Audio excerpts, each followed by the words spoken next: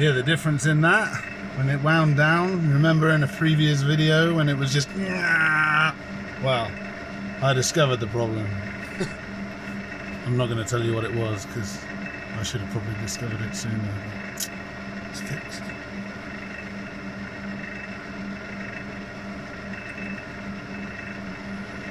So I didn't record the entire process of this piece. I did record the actual original turning, but then something happened to the video and I couldn't upload it, and then I accidentally deleted it. Anyway,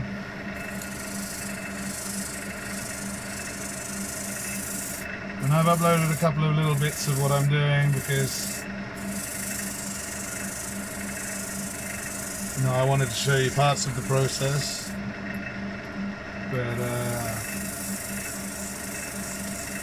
in fairness, I've been working on it for like a week, maybe a little longer. I mean, not continuously, obviously, but I have other job and family and everything, so I was working on it when I could. And my little fake Dremel, although, you know, it did the job, but maybe it would have been quicker if I'd had a more professional engraving hand grinder thing, tool, business. Okay, I think I'm gonna get the power sander. I have some new discs. Let's see. So yeah, I uploaded bits and pieces, but not everything, because I think, you know, it would have been quite boring to watch. It wasn't so boring to do, I enjoyed it, but to watch it for all of those hours,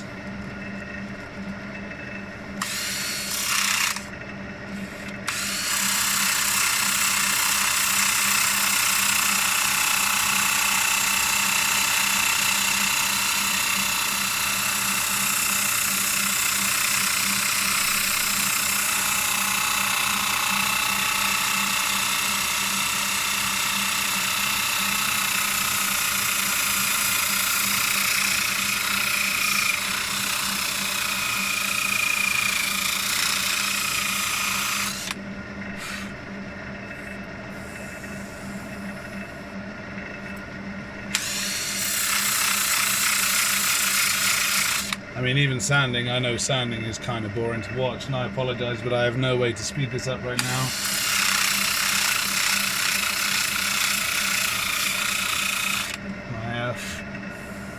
My laptop is not functioning, so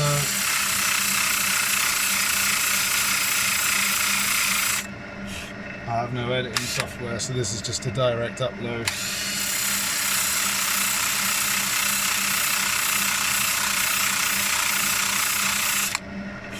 But I wanted to show you the finished piece because this is my first piercing, but I'm pretty happy with the results. You know,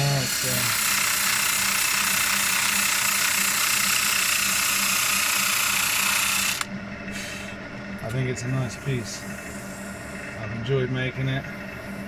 It's my first time, but it won't be my last, that's for sure.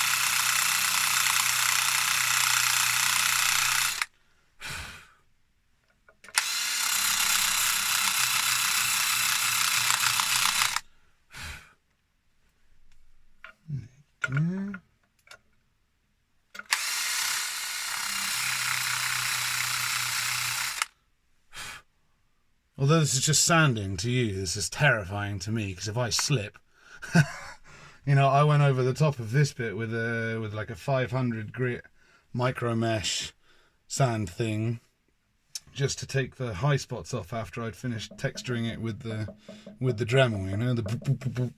And just to take the high spots off, and it didn't take the lacquer off, which, you know, obviously I was very thankful for. But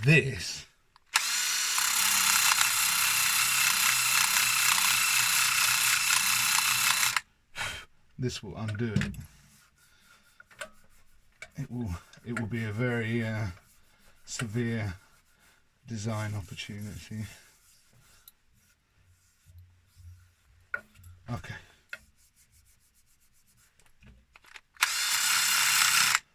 Nice. What's that? 120.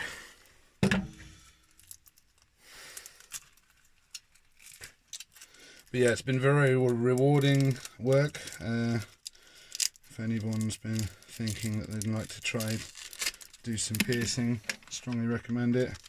As I said before, I might have been a touch ambitious for a first attempt. Like, it was a lot of work, but again, I didn't have loads of shop time available to me, so it was nice to have something that I could just sort of fiddle and work on up in the house a little bit.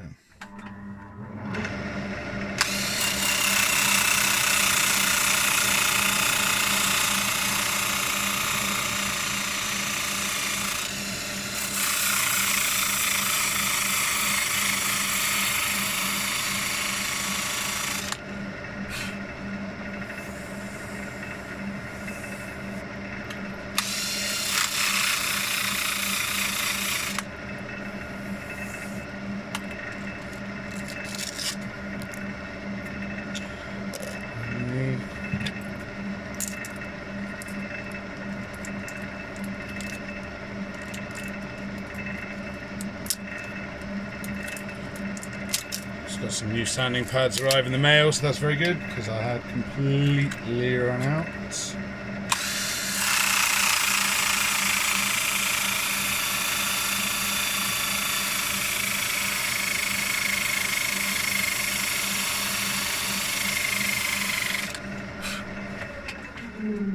One of the terrible things about doing stuff like this, because it was all like, you know, new and experimental. And every time I was sort of looking at it and thinking, yeah, I like that. What else can I do to it? I was thinking towards the end, I was thinking like, maybe I could, because it looks kind of Greekish, maybe I could like take some nice sort of teal blue and just work it in there. And then I thought, oh no, I've got to stop now, like, because if I do it and it ruins it, I really only have myself to blame, and I don't want to ruin it at this stage. Let's finish it first and be happy with it, and, you know, then maybe ruin it. What are we up to? 320. I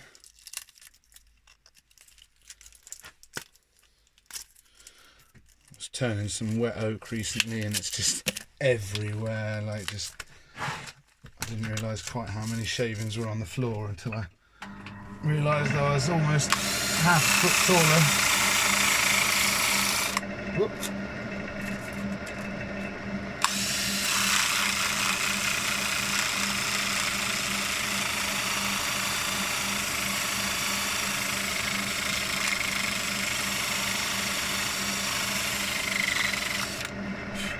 Looks like my battery's about to die. Have I got a spare? Yeah. Yes. Thinking ahead this time.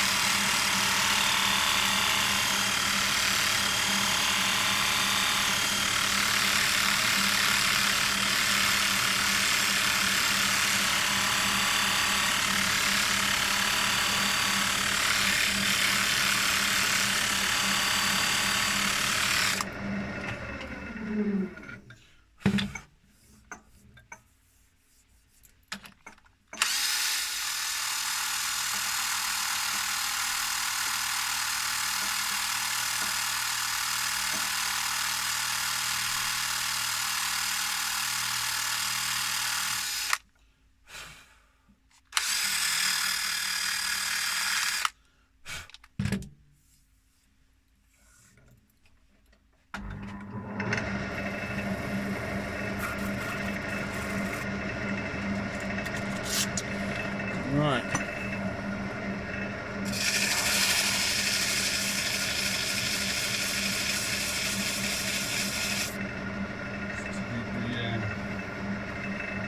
Any little rough spots off the back now. I finished doing the bevels on the back. It was a lot quicker than doing the front ones, because obviously I'd worked from the back with the Dremel to bore through, and so a lot more of it was done, already shaped. It just needed to be chamfered, and did not take as long as the top side. Still, it feels nice. It's got a nice feel to it. Not when it's spinning at 700 revs, but there we go. Right. So I don't think I can do this while it's running anyway. I was thinking about sort of going at it with a wax, but then like having to do all this with the wax is, I think that would be insane, or I would be by the end of it, quite possibly. A little.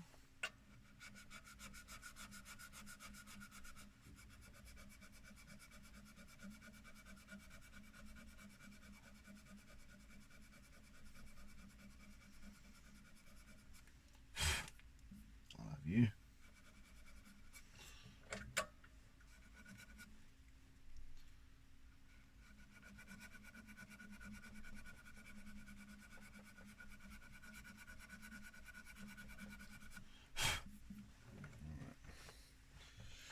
Yeah, I thought about maybe just waxing the bowl and then doing the spray lacquer on the outside, but then I thought,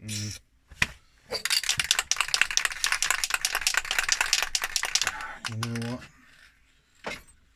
Let's just have the whole thing.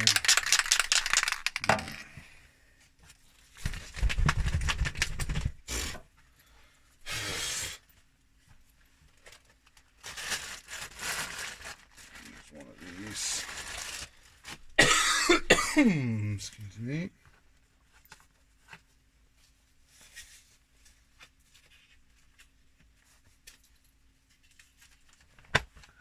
Okay, so this is the chestnut acrylic lacquer, acrylic sanding sealer.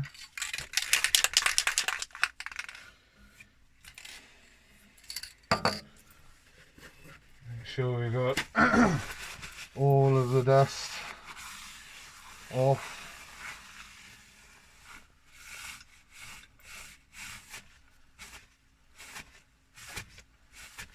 Because you don't want it under the finish. You know what I'm going to do?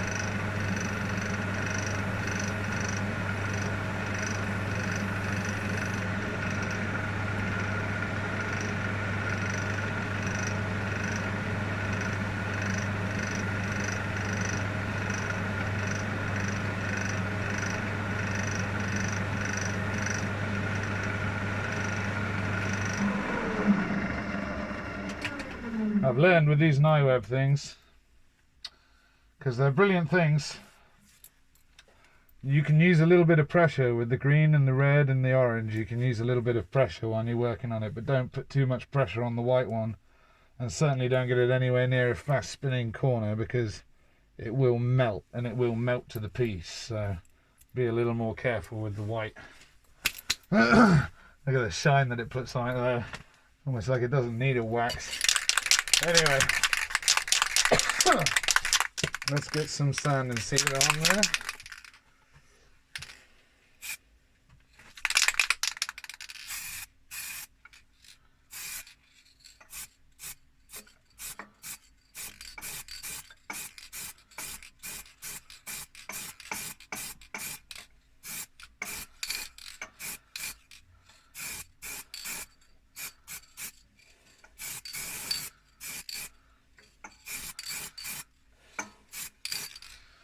I don't really want to soak it, but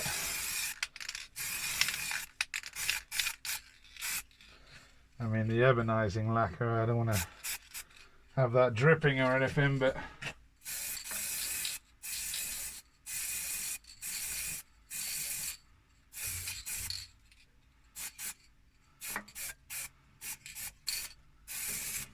there's quite a lot of exposed wood, you know, and it's... And also I want to bring out pieces, because like what I've found inside the holes, obviously, because the grain is fairly, you can see, is fairly simple, and you know, there's nothing really crazy going on, you know, but like in a couple of places you've got like some dark stripes and a little brown line. On the back there's a lovely kind of swoosh across here. You can't see it, obviously, I'm saying here, like you can come and see where, but you can't. But there's a few lines in here. there's a crack in the wood, like a defect, and a nice sort of brown schloop. And what I like, I don't know, you probably can, oh you can, I can see it on the camera. So like where the ebonising lacquer is, you can't see that at all, but it's just where I've picked it out in the lines and in the dots. And your brain just kind of tricks you that the rest of it is there, you know, you can see the whole thing because your brain just fills in the gaps, which is cool. But it's a nice little detail, and you know, you wouldn't have seen it if I just ebonised it and done something else, like painted over it or something. That would never show through. But because of the little lines and the dots and everything, you can just, yeah, it brings it out. I quite like it. Little things, eh? So give that a little bit. Is it dry? Yeah, not sticky. And we'll give it another minute or so, just so it's definitely not sticky. We did sort of pile it in there.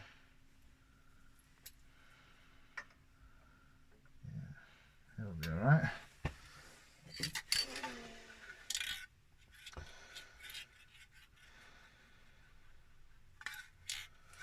Okay, and then I'm just going to finish it with the acrylic gloss lacquer. I only came across, well, I knew about it, but I only managed to get some to me in Poland recently from a supplier I've used before, hobbyholes.de. If you're in Europe, very good source of products and wood, lovely wood. But anyway, that's where I got this wood. Actually, this is a piece of hornbeam from Hobby Holes. I've got to say, like, I've worked with one piece of spalted hornbeam in the past, and that was really nice to work with. But hornbeam, yeah, it's really lovely wood to work with. It's sort of semi-hard, you know what I mean? It's not like you're sort of trying to get into a piece of exotic dark wood, some panga or something, which is chipping away. But it's not super soft, but it cuts so nicely, and you can get such a beautiful sort of cut, and it really, yeah, it's taken everything so nicely. I haven't had any problems with it, really. It's been brilliant. Yeah, lovely bit of wood. I've got another bit, big bit, 14 incher. That's going to be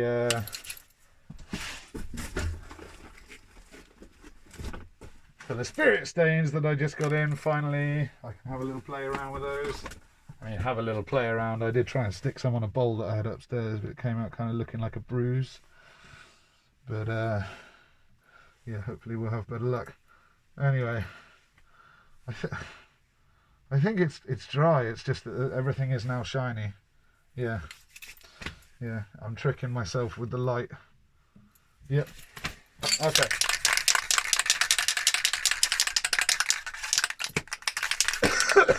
So, again, sorry that I can't do anything really to edit this video. I'll have a little look. Maybe I can edit it on my phone, but I'm not 100%.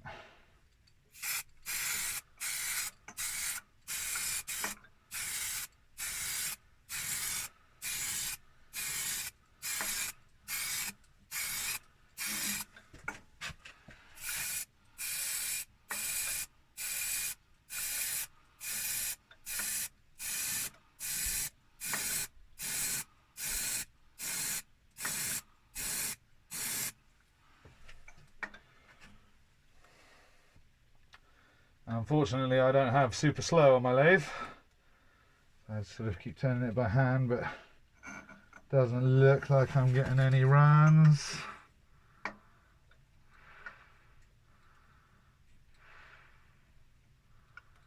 Looks okay.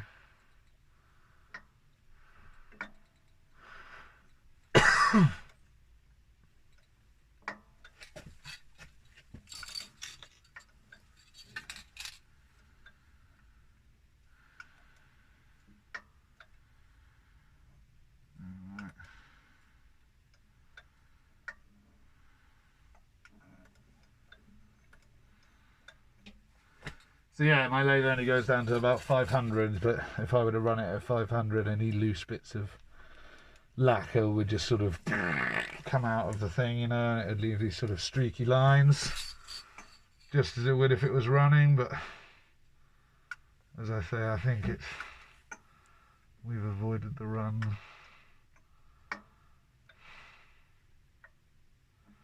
I was a little bit concerned because I didn't want sort of lacquer to sort of pool up in the divots or in the piercings, but I think it went on sparingly enough.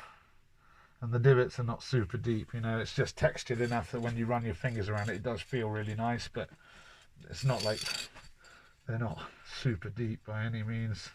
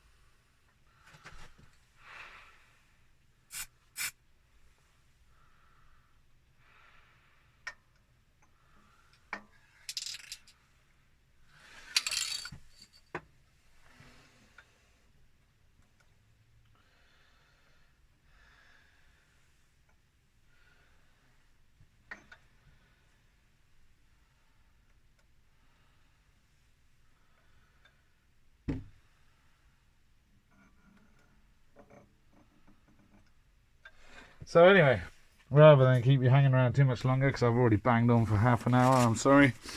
Once again, I'll see what I can do about editing this down on my phone. Anyway, that's my slightly Greekish looking, I guess. First go at piercing and texturing. Let's see if we can get that piercing and texturing in there. Focus.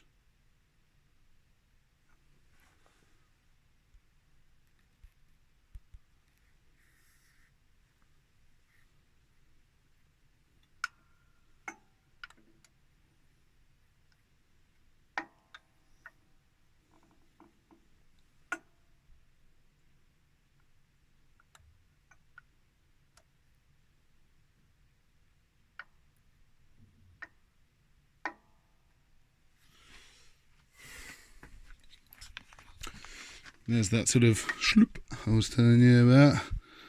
Looks quite cool. There's the backside all beveled. And that one place where it cracked. You can see that crack. Of course you can see that crack. Yeah. Seems unusual though, like, because I'm prepared to admit that I might have cracked it whilst I was going through with the drill, but it really went into the meat of the wood. Like, it wasn't just a where you know, where it was thin, it went deep, and that was kind of strange for me, because you can see it went on the top side as well. It's like a through and through deep crack that occurred, possibly whilst I was drilling it. Possibly.